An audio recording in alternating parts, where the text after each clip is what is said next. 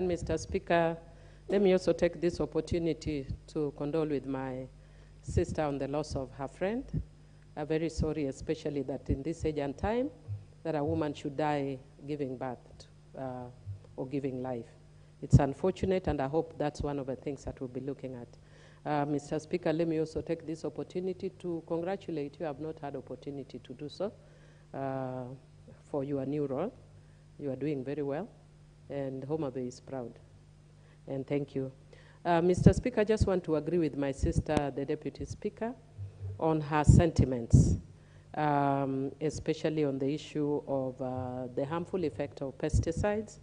And Mr. Speaker, if it weren't for the fact that she's bereaved, I would have taken her on a different target. But today, because she's bereaved and she's a good friend of mine, I'll be kinder to her. But I just want to say, and because of that, I'll limit the things that I'd intended to say earlier. But I just want to say, so that I don't go back and forth on a lot of these issues. But I want to say that for the longest time, we've been very careless in the way we expose our citizens to a lot of hazardous items in this country. From pesticides to the situation now where we are seeing fish dying in Lake Victoria, and could be also from harmful industrial waste, and we don't take that seriously. And Mr. Speaker, it is no wonder that we have a lot of cases of cancer. And it is not just in Kirinyaga. If you actually look at a place like in my constituency, Mr. Speaker, every time you go there, when I have a public gathering, there will always be a person coming to you with a case of cancer. Cervical cancer, breast cancer. The worst actually during campaigns, I think I've shared before the floor, was a woman who the public asked me to support. And because I think the woman didn't think I took the issue seriously, she came and undressed before the public so that I could see how badly it was. And I've never seen such a breast in my life.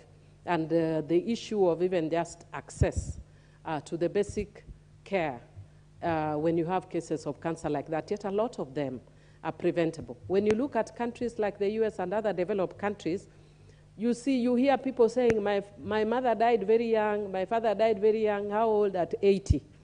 Yet the life expectancy in my constituency until recently was 37 years, Mr. Speaker, in this age and time. And again, as I'm saying, a lot of these things are very preventable. So I want to agree with my sister that we need to amend the law to take into account these harmful effects.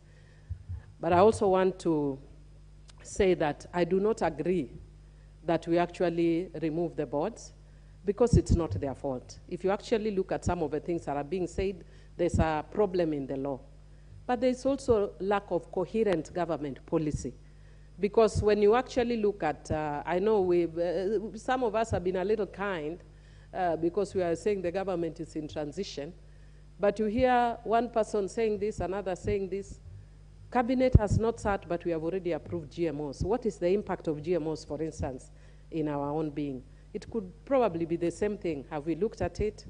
So we need to not also be too excited sometimes as government, but also we need to have coherent and very proper policy process so that we move away from roadside declarations when we are dealing with serious issues.